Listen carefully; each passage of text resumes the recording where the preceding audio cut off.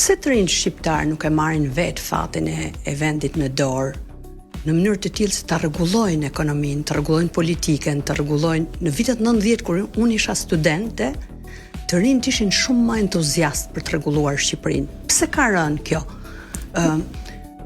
Kjo dëshira për ta rregulluar vendin tënd. Pse duhet të emigrosh, të largohesh, të ikesh, të marrësh një valigje, siç e morëm ne në 90 një valigje për shkuar në universitet. Pse nuk lufton të bësh vendin tënd dhe të jesh zot në vendin tënd? Unë mendoj që problemi kryesor është mungesa e modeleve, sepse të jesh të punosh, të luftosh për vendin tënd, ti duhet të kesh edhe një model dhe një perspektivë që të thotë që një student, një njerëz i cili përpiqet, mëson, ka një mendim se si të zhvillojë veten e tij, do të arrijë në një pikë të caktuar. Mungesa e një modeli të tillë, të pikës së caktuar, normalisht të pezmaton dhe kjo bën pastaj që ty të humbasi dhe shpresa që ti vërtet mund të bësh ndryshimin duke qëndruar. Jo të gjithë të rinjt largohen, ka dhe nga ata të rinj të cilët përpiqen ta bëjnë këtë, por gjithmonë hasin atë modelin jo të duhur është numri i vogël. Është minorancë.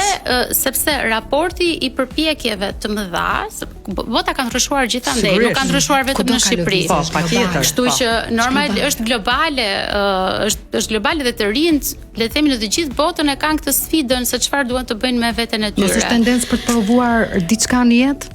Po, duke qenë që Shqipëria është një vend i vogël, në momentin që ti nuk ke edhe modelin se si të më thënë, përpjekja është shumë e madhe për të mësuar, për të bërë diçka dhe të përfundosh që nuk e bën dot për shkak se sistemi nuk ta lejon një gjë të tillë, atëherë zhgënjimi i madh të bën që thua, "Ok, s'po e bëj që në fillim, po iki." Në fakt, Eda, Juli ndjej dhimbje shpeshherë kur kam bërë një 2-3 teste me studentët e mi dhe pyetja ka qenë çfarë modeli do ndjekësh po të rish në Shqipëri?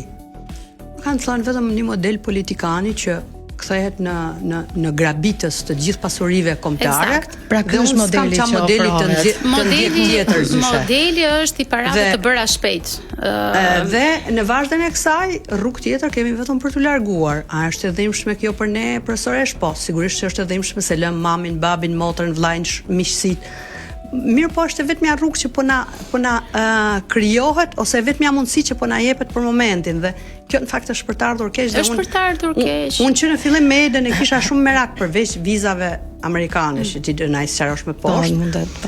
Unë e kisha me merak si te me Edën sepse Eda udhton, është një njeriu që udhton më shumë në Shqipëri. Tër botën e ka shetitur. Po, e kam dëgjuar. Dhe më thotë që gjithkund në gjithë botën unë kam parë të rinj shqiptar dhe prandaj dhe e sollëm këtë temë në vëmendje në Labirint në Tru, se çfarë ndodh në labirintin e një të riu në kohën kur nuk i sigurohet e ardhmja në